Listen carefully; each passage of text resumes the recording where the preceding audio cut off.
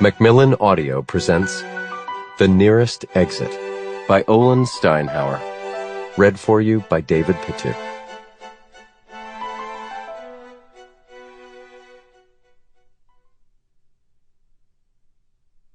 There are 3 emergency exits on this aircraft. Take a few moments now to locate the closest one. Please note that, in some cases, the nearest exit may be behind you. The Last Flight of Henry Gray.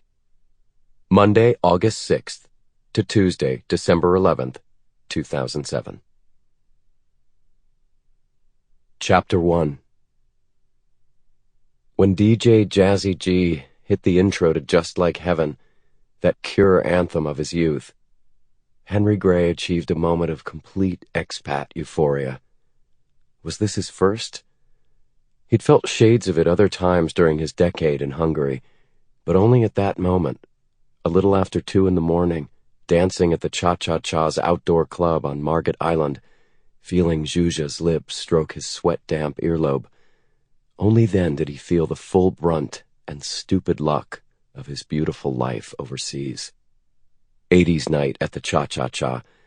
Jazzy G was reading his mind.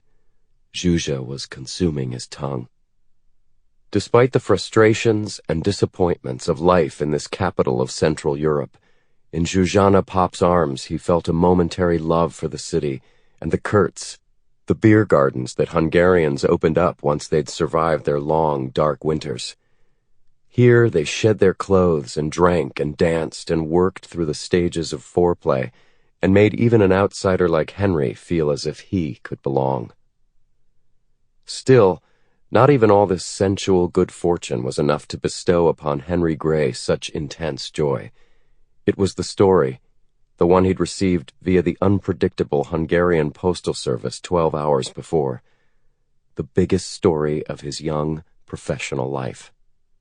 His career as a journalist thus far had rested on the story of the Tatar Air Base, where the U.S. Army secretly trained the Free Iraqi forces in the Hungarian countryside as that unending war was just beginning.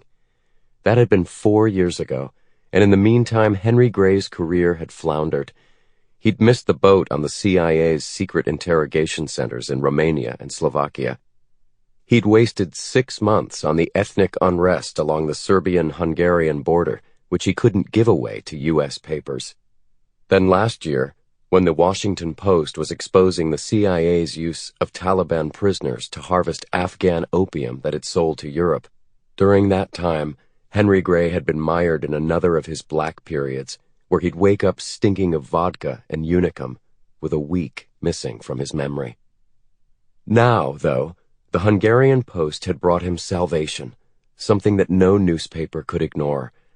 Sent by a Manhattan law firm with the unlikely name of Berg and de Berg, it had been written by one of its clients, Thomas L. Granger, former employee of the Central Intelligence Agency. The letter was a new beginning for Henry Gray. As if to prove this, Zsuzsa, who had been standoffish for so long, had finally caved to his affections after he read out the letter and described what it meant for his career. She, a journalist herself, had promised her help, and between kisses said they'd be like Woodward and Bernstein, and he had said of course they would. Had greed finally bent her will? In this moment, the one that would last a few more hours at least, it really didn't matter. "Do you love me?" she whispered. He took her warm face in his hands. "What do you think?" She laughed. "I think you do love me." "And you?" "I've always liked you, Henry. I might even love you someday." At first, Henry hadn't recalled the name Thomas Granger, but on his second read, it had dawned on him that they had met once before, 4 years ago when Gray was following leads on the Tatar story. A car had pulled up beside him on Andrassy Utca, the rear window sliding down, and an old man asked to speak to him. Over coffee, Thomas Granger used a mixture of patriotism and bald threats to get Gray to wait another week before filing the story. Gray refused, then returned home. Sample complete. Ready to continue?